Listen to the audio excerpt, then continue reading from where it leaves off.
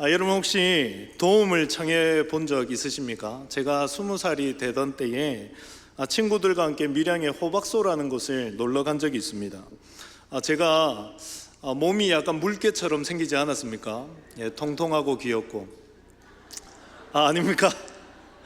그런데 수영을 저도 좀 했었기 때문에 이 친구들을 좀 주도하면서 놀고 있었습니다. 그러다가 이 계곡에 가니까 돌이 참 미끄럽더라고요. 돌에 탁 미끌려가지고 이 발을 헛디디면서 물에 빠졌는데 이 종아리 근육에 경련이 온 겁니다. 저는 이럴 때면 손가락이나 발가락 이렇게 탁 한번 세게 눌리고 나면 나올 수 있겠지라고 착각했습니다. 아무리 눌려도 몸은 자꾸 바닥으로 꺼져 내려갑니다. 어떻게든 살아보려고 살려달라고 하는데 친구들은 제가 노는 줄 알고 가만히 있더라고요. 그런데 그때 해병대 전후에 소속 아저씨가 이 빨간색 반팔티를 입은 아저씨가 제가 호적되는 걸 보고 달러 들어가지고 머리끄댕이를 잡고 확 빼준 적이 있습니다. 그때 그 아저씨 머리 뒤로 이 후광이 보이더라고요. 나도 해병대를 갔다 왔어야 되나? 이러면서. 여러분, 도움이 무엇이라고 생각합니까? 저는 이 사건을 생각하면서 도움이라는 것은 자기가 할 수 없는 것을 누군가 대신 해주는 것 아닐까라는 생각을 해보았습니다. 그리고 도움을 주는 사람은 나에게 도움을 줄 수 있는 능력이 반드시 있어야 된다라는 것을 깨닫게 되었습니다.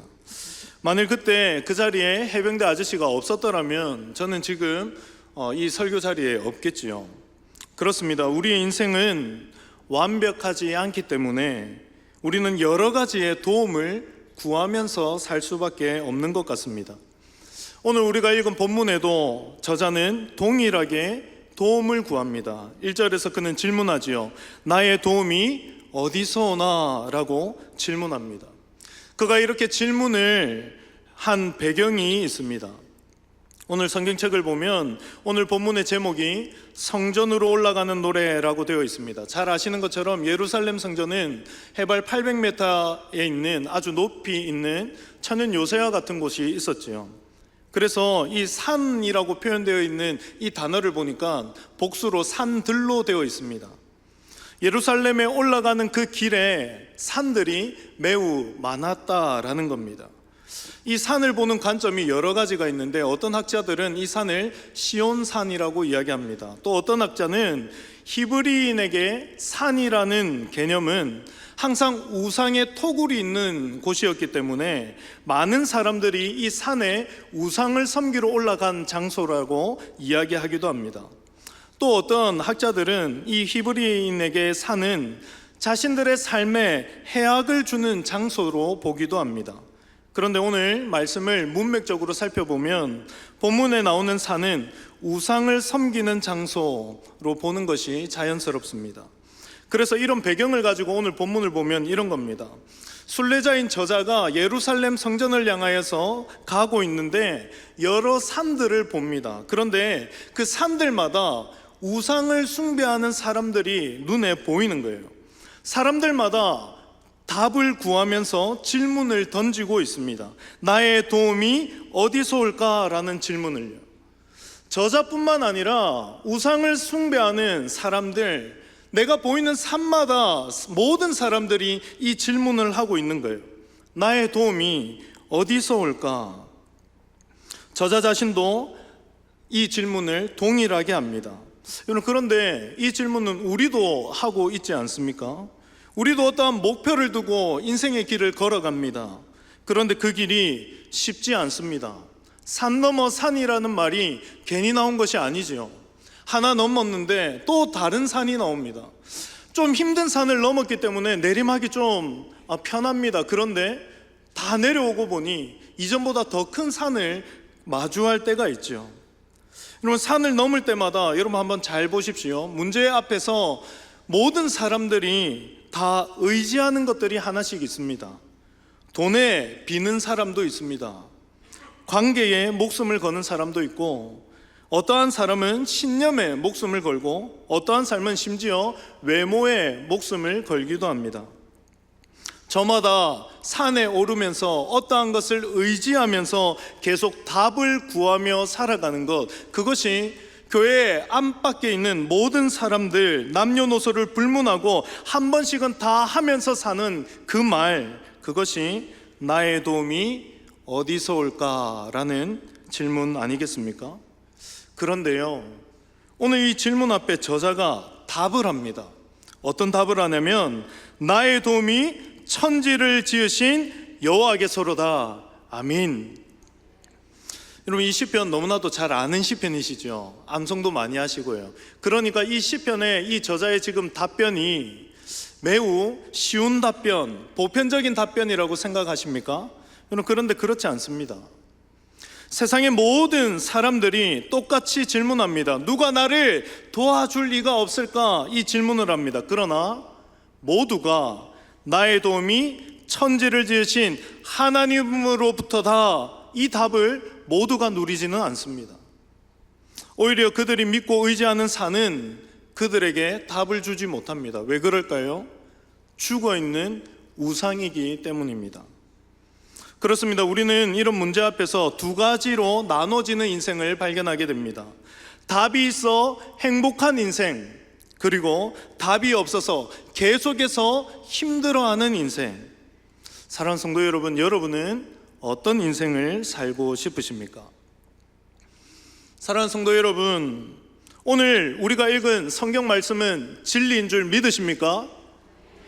그렇다면 우리는 어떤 상황과 환경에도 변하지 않는 하나님의 법칙을 소유한 줄 믿습니다.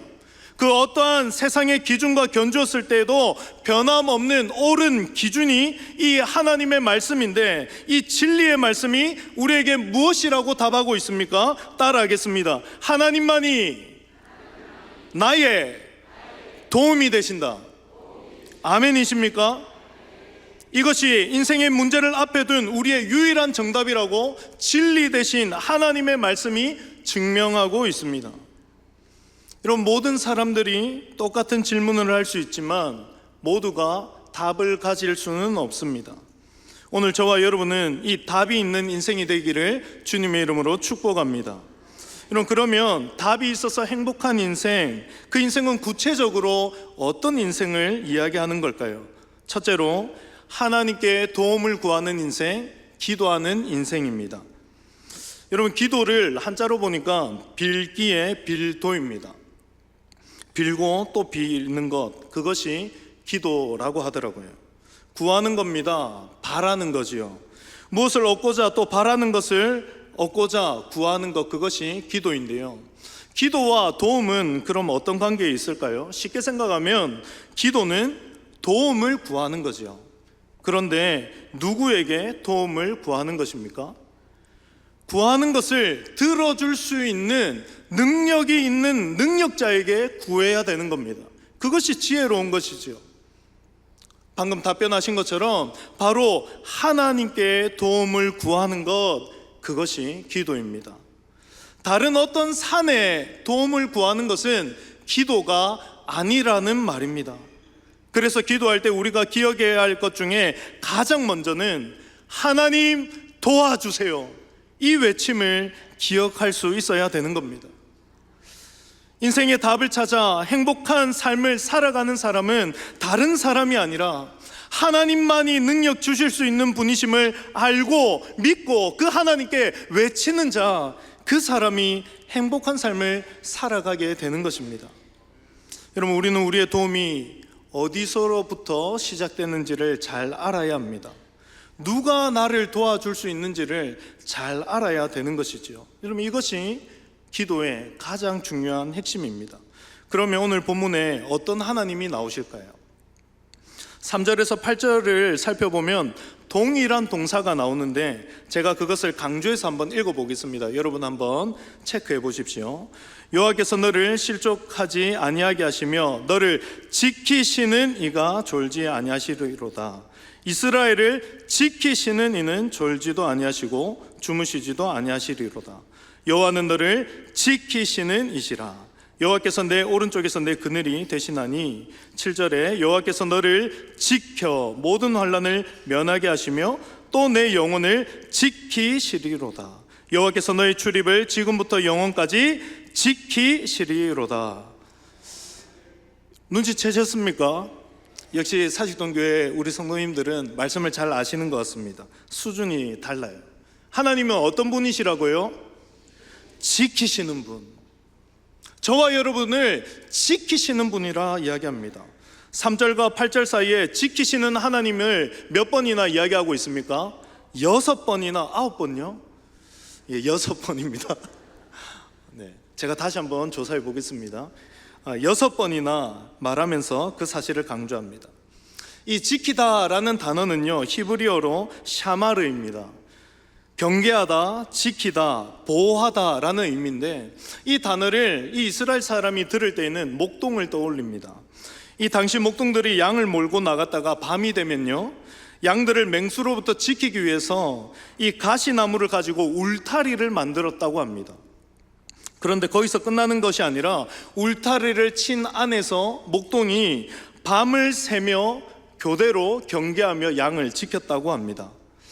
2중으로 3중으로 지키니 목동이 허가하지 않는 이상 그 어떤 것도 양들에게 다가올 수가 없는 것이죠. 그런데 누가 이렇게 2중으로 3중으로 지킨다고 지금 이야기하십니까? 하나님께서요. 하나님께서 저와 여러분을 2중으로 3중으로 지키신다, 그것을 강조하고 있는 겁니다. 7절에 보니까 하나님은 모든 환난뿐만 아니라 우리의 영혼까지 지키신대요. 8절에 보면 시작과 끝을 영혼까지 지키시는 분이다, 그렇게 말씀합니다. 여러분, 이 하나님이 다른 하나님이 아니라 저와 여러분의 하나님인 줄 믿으시길 바랍니다. 예전에 교회에 나온 지 얼마 안 되시는 분이 이 말씀을 보고 이런 이야기를 하더라고요. 목사님, 하나님이란 분 참 좋네요. 그런데 눈에 잘 안 보이는 거 보니까 우리 하나님은 이 실제적인 형편이나 상황은 잘 모르고 영적인 문제, 심리적인 문제의 전문가 같아요 라고 이야기하더라고요. 제가 바로 반박했습니다. 아닌데요.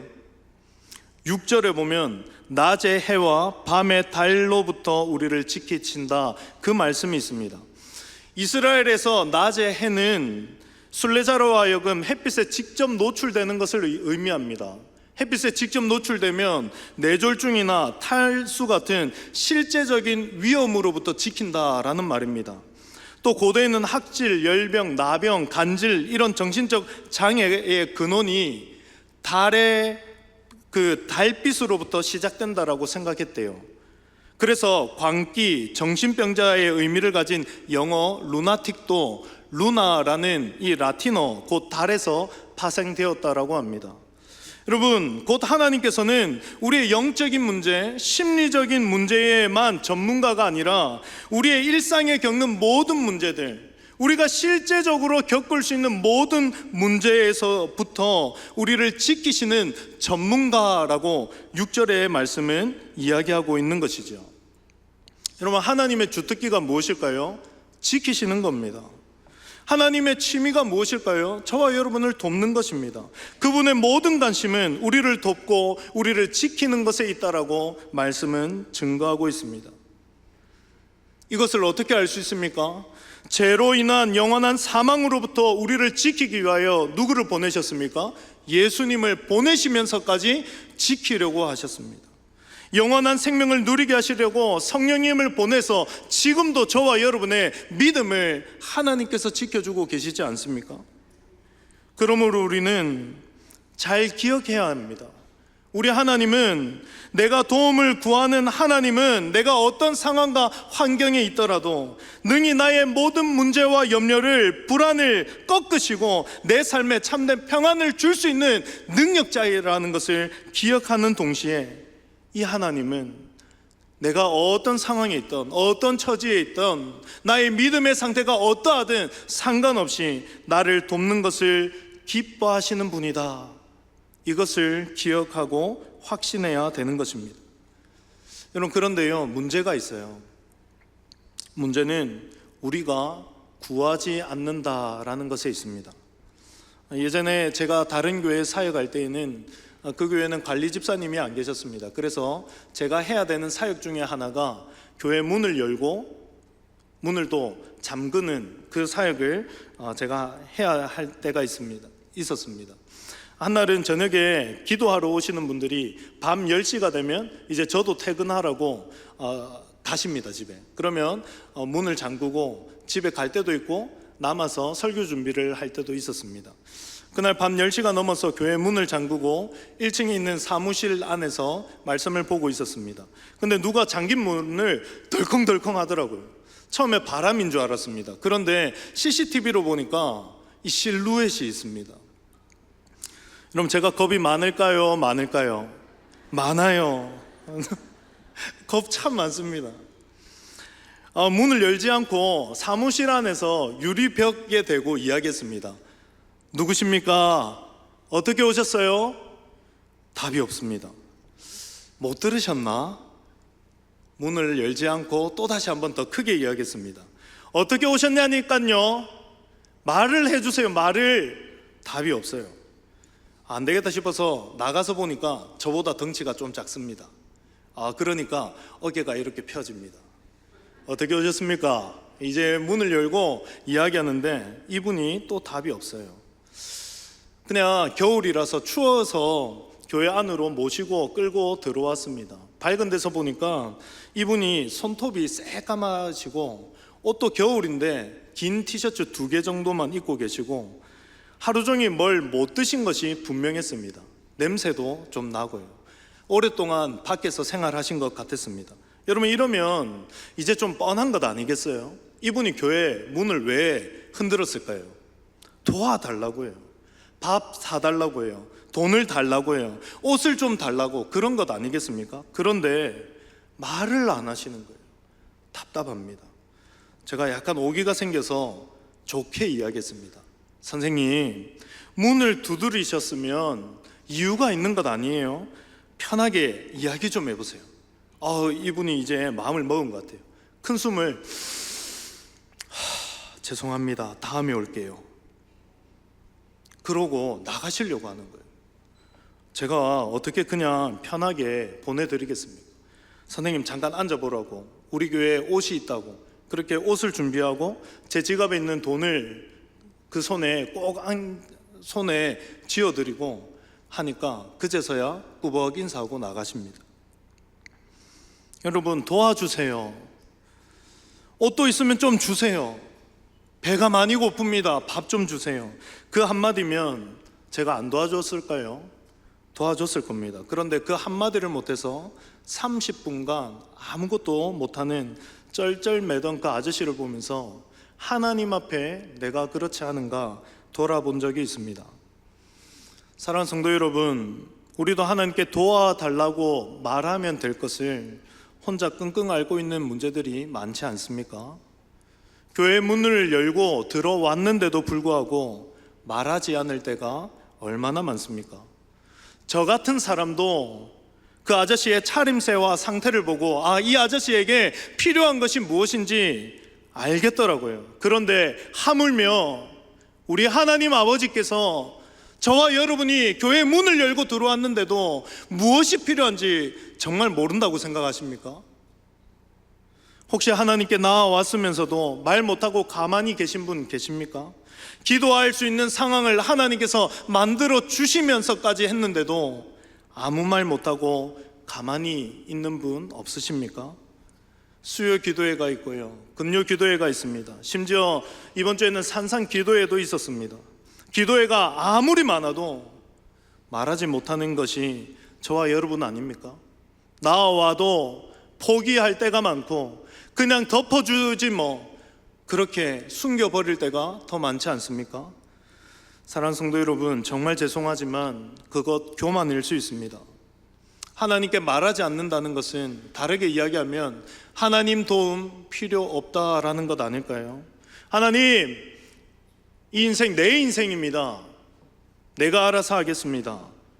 제가 좀 잔인하게 말하나요? 그런데 우리의 행동이 그렇게 증명하고 있지 않습니까? 말은 하나님을 믿는다 하지만 우리가 실제로는 눈꽃만큼도 하나님을 안 믿는 것 아닐까요? 사랑하는 성도 여러분, 여러분은 살아계신 하나님을 진실로 믿으십니까? 그렇다면 내 자신의 분수를 깨닫고 내가 할 수 없는 것은 하나님께 구하는 것, 그것이 옳은 것입니다. 시편 34편 17절에 의인이 부르짖음에 여호와께서 들으시고 그들의 모든 환난에서 건져 주시느니라. 예레미야 33장 3절, 우리가 잘 아는 말씀 아닙니까? 너는 내게 부르짖으라, 내가 내게 응답하겠고 네가 알지 못하는 크고 비밀한 일을 내게 보이리라. 아멘. 하나님의 뜻이 무엇입니까? 내 삶에 하나님의 뜻이 이루어지기를 원합니다. 하나님, 고통 가운데에, 염려 가운데 있는 이 시기를 하나님의 섭리로, 은혜로 해석할 수 있는 그 능력을, 그 지혜와 명철을 주십시오. 그렇게 말하고 기도해야 되는 것입니다. 사랑하는 성도 여러분, 기도하면 에베레스트 산처럼 높은 문제가 여기 뒤에 있는 세미산 같은 정도의 높이의 문제로 바뀌지 않습니다. 그런데요, 기도하면요, 에베레스트 산이든 세미산 같은 문제든 그 역시 천지를 지으신 하나님 발 아래에 있음은 깨닫게 되는 줄 믿으시길 바랍니다. 그래서 우리가 행복을 이야기할 수 있고, 그래서 우리가 웃을 수 있게 되는 것입니다. 우리 옆 사람에게 이렇게 한번 이야기하겠습니다. 다 하나님 발 아래에 있습니다. 다 하나님 발 아래에 있습니다. 바라기는 오늘 저와 여러분의 기도가 하나님 앞에 구하는 것이 다시 시작되어서 우리를 지키시는 하나님으로부터 답을 얻어 계속해서 행복한 인생을 걸어가는 저와 여러분 되시기를 부탁을 드립니다. 마지막으로 답이 있어 행복한 인생은 하나님께서 동력자를 붙여주심을 알고 나도 동력자가 되는 인생입니다. 오늘 우리가 읽은 본문 구조를 보면 조금 재밌지요. 1절과 2절을 보면 아까 이야기한 대로 예루살렘에 가는 길에 이 순례자가 자기가 묻고 자기가 답을 합니다. 그런데요, 3절에서 8절부터는 2인칭 너라는 표현이 나옵니다. 그래서 순례자의 이 노래에 대한 화답의 내용이 나오게 되는 거죠. 쉽게 이야기하면 이렇습니다. 순례자가 누가 나를 도와주나, 그렇지, 천지를 지으신 하나님께서 나를 도와주시지 하니까 옆에서 이렇게 이야기하는 겁니다. 맞아요, 맞아요. 하나님께서 당신을 실족하지 않게 하는 건 맞습니다. 그래요, 그래요. 하나님은 졸지도 않으시고 주무시지도 않아요. 맞아요, 맞아요. 하나님께서 모든 환난으로부터 도와주시는 그 하나님이 당신의 하나님이 맞아요. 영원까지 지켜주실 거예요. 그렇게 하고 있는 거예요. 여러분, 자꾸만 세상 사람들에게, 하나님을 모르는 세상에게 여러분 이야기하지 마십시오. 그들은 힘들다, 누가 나를 좀 안 도와주나 이렇게 이야기하면 관계 때문에, 체면 때문에 때로는 들어주기도 하고 때로는 위로해 주기도 합니다. 그런데요, 그들의 삶에 불이 붙으면요, 그들의 상황이 힘든 상황에 있게 되면 뭐라고 이야기할까요? 아프냐? 나도 아프다. 너만 힘드냐? 나도 힘들어. 사람들 다 그렇게 살아가는 거야. 너 지금 분위기 파악 못하냐? 힘 빠지게 왜 이래? 여러분, 그렇게 한다니까요. 돌변합니다. 왜 그럴까요? 그들에게 답이 없기 때문입니다. 인생의 느낌표를 가지고 사는 사람들이 아니라 물음표를 달고 사니까 그것이 당연한 반응입니다. 그러나 기도하는 자들에게 하나님께서는 답을 가진 하나님의 사람을 붙여주십니다. 남편과 아내의 모습으로 붙여주시고요, 형제와 자매, 자녀의 모습으로, 집사님, 권사님, 장로님, 교역자의 모습으로 붙여주십니다. 그래서 그들로 하여금 어떤 소리를 듣게 하실까요? 하나님께서 살아계십니다. 하나님 이야기를 들려주시게 하시는 겁니다. 여러분, 교회는 바로 이런 자들이 모인 곳인 줄 믿습니다. 교회는 함께 하나님의 도우심을 구하고 함께 하나님을 드러내며 함께 걸어가는 공동체인 줄 믿습니다.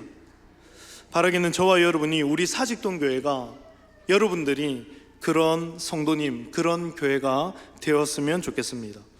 내 형제 자매가 답을 찾을 때가 있어요. 은혜 받을 때가 있습니다. 기도가 잘 될 때가 있어요. 그럴 때 우리 찬물 좀 뿌리지 말자고요. 시기줄투해서 조용해라. 너만 기도하냐? 나도 좀 하자. 너만 예수 믿냐? 나도 예수 믿는다. 그게 아니라요. 맞아요. 당신 하나님이란 답을 찾았군요. 하나님께서 당신 곁을 끝까지 지켜주실 거예요. 확신이 안 드는 사람도 있을 겁니다. 그에게 다가가서 제가 같이 기도해 드릴게요. 제가 그 길을 좀 같이 걸어가 드릴게요. 제가 먼저 만난 그 하나님 당신도 만나게 될 거예요. 함께 그 은혜의 자리를 더욱 확장해가는 저와 여러분 되시기를 부탁을 드립니다. 여러분, 교회를 돌아보면요, 힘들어하는 사람들, 어려워하는 지체들 참 쉽게 볼 수 있습니다. 그들에게 기도도 해보지 않고 세상적인 방법으로 이렇게 해봐라 저렇게 해봐라, 그런 세상 요령 이제는 그쳐야 되지 않겠습니까? 나를 위로하신 하나님이 있잖아요. 지금 내 삶을 있게 하신 그 하나님이 있잖아요. 그 하나님을 소개해야 되는 것입니다. 그 하나님을 나누기를 하나님께서 원하십니다. 우리 청년 선생님들 부탁을 좀 드리겠습니다. 우리 청소년들에게 투명 메이크업 이런 거 말고요, 어떻게 하면 공부 잘하는지, 어떻게 하면 좋은 대학 가는지 그런 거 말고요, 하나님 만나면 얼마나 행복한지를 알려주시기를 부탁을 드립니다.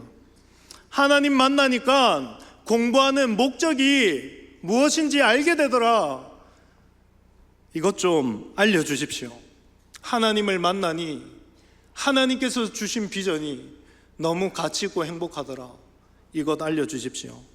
사랑하는 집사님들, 우리 청년들에게 좀 알려주십시오. 어떻게 하면 취직한다, 어떻게 하면 노후 대책이 좋다, 어떻게 하면 돈을 많이 번다가 아니라 온종일 깨어서 너희를 주목하고 계시는, 너희를 지키시는 그 하나님을 좀 알려주십시오. 권사님, 장로님들, 새가족들과 신임 집사님들에게 좀 알려주십시오. 삶의 여러 가지를 지혜를 알려주시는 것도 좋습니다. 그러나 그 이전에 인생의 위기 때마다, 그 순간 때마다 내가 어떻게 했다가 아니라 하나님께서 어떻게 하시더라를 좀 알려주십시오. 하나님의 그늘이 내 삶 가운데 어떻게 나타났는지, 하나님의 살아계심이 어떤 모양으로 내 삶에 일어났는지 여러분의 삶으로 보여주시기를 부탁을 드립니다. 여러분, 그것이 진짜 답이 있어 행복을 가지고 살아가는 인생들의 모습 아닐까요? 하나님께서 기뻐하시는 성도들의 모습은 바로 이런 모습인 줄 믿습니다. 바라기는 우리 사직동교회가 날마다 하나님의 도우심을 구하는 교회가 되기를 소망합니다. 함께 하나님이 어떤 분인지를 매 순간순간 나누고 함께 모든 영광을 오로지 하나님께만 온전히 올려드리는 참교회로 지어져가는 저와 여러분 되시기를, 우리 사직동교회 되기를 주님의 이름으로 축복합니다.